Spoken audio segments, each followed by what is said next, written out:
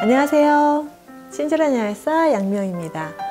이 시간에는 여드름에 대한 어떤 먹거리 그런 거에 대해서 말씀을 드렸다면 지난번에 실제적으로 근데 먹거리는 좀 조심하고 있는데 그래도 치료는 안 되는 것 같아요. 맞아요. 사실 어떤 질환까지 이게 이행이 됐다 그러면은 우리가 식사요법도 물론 중요하지만 굉장히 많은 노력들이 필요해요. 그래서 우리는 좀 바쁜 현대인들이 또 그렇게 먹거리만 가지고 이거를 개선시킨다는 건 어려울 수 있죠. 그래서 전 또 약사잖아요. 그래서 거기에 필요한 영양 보충제는 뭐가 좋을까?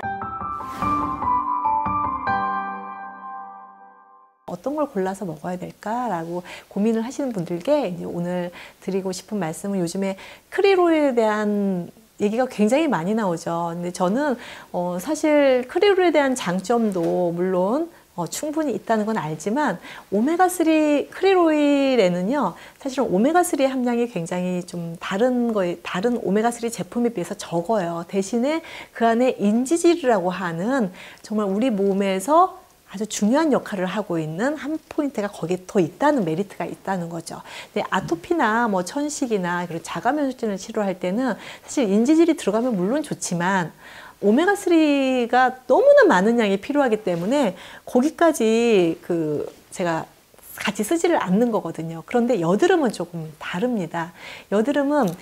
여드름 피부를 갖고 있는 이 부위가 굉장히 각화가 많이 되잖아요. 그러니까 거칠어진다고 하죠. 그래서 제가 여드름 치료할 때는 인지질이라고 하는 레시틴이라는 성분을 많이 쓰게 되는데 여드름에서 가장 중요한 거는 우리가 탄수화물 섭취를 많이 하게 되면 우리 몸에서 오메가6라는 그 지방산이 많이 축적이 되고 오메가6 자체가 염증 물질로 이렇게 변환이 되는 겁니다. 그래서 오메가3가 굉장히 필요한데 크릴오일에는 오메가3와 함께 인질이라는 성분이 함께 가지고 있는 그 선물이 하나 같이 있는 거예요. 그런데 여드름 환자들한테 가장 중요한 건 피부 각화, 거칠어진다는 거죠. 염증난 부위는 진물이 나는데 그 주변은 또 거칠어져 있고 그래서 이걸 좀 부드럽게 만들어줄 수 있는 영양소가 사실은 인지질 레시틴이라는 성분이에요. 그런데 크릴오일에는 함께 들어있다는 거죠. 그래서 제가 아토피 다른 어떤 면역 질환에는 제가 이 부분에 대해서 강조를 해드리지는 않지만 여드름 환자가 예를 들어서 오메가3도 드시면 좋고요. 그리고 인지질도 드시면 좋아요. 물론 각각 고순도의 제품을 따로따로 드시면 더 좋겠죠. 그런데 뭐 경제적인 여건도 그리고 챙겨 드실 여건도 안 된다 그러면 이게 합해져 있는 게 크릴오일입니다. 그래서 여기에 인지질 성분 때문에 피부가 굉장히 부드러워진다는 거, 뭐 많은 방송에서 많이 보셔서 너무나 잘 알고 계시겠지만 인지질이라는 거는요 지방에도 녹아요. 그리고 물에도 녹아요. 우리가 지방도 녹일 수 있으면서 물에도 녹는 게 뭐가 있을까요? 우리 생활에서. 비누예요, 비누.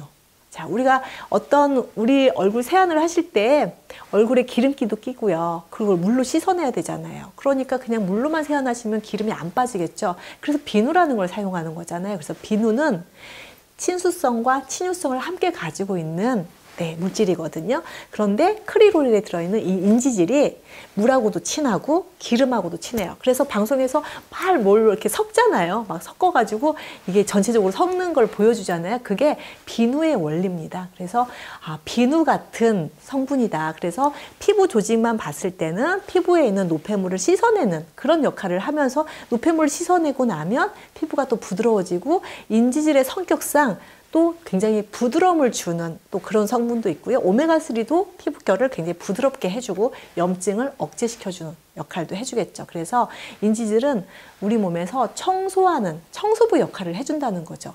그게 피부에서만 하는 건 아니겠죠. 우리 몸의 혈관에서 세포 내에서 그래서 이걸 깨끗하게 청소해주는 청소부 역할을 인지질이 해주는데 어디에 많이 있을까요? 우리 몸에. 우리 몸의 세포에 다 둘러싸여져 있어요. 그래서 우리 세포는 우리 피부를 보시면 물을 딱 떨어뜨려 한번 보세요. 물이 쏙 들어가나요? 들어가면 안 되겠죠. 들어가진 않지만 피부가 촉촉해지는 걸 알 수 있어요. 그래서 피부 조직은 지방 조직의 일부로 돼 있지만 이 피부 조직의 바깥 부분에 인지질로 둘러싸여 있기 때문에 물도 살짝 스며들게 하고요. 그리고 기름 성분도 스며들게 하는 역할을 하는 게 인지질인데 그 인지질이 어디에 들어있다고요?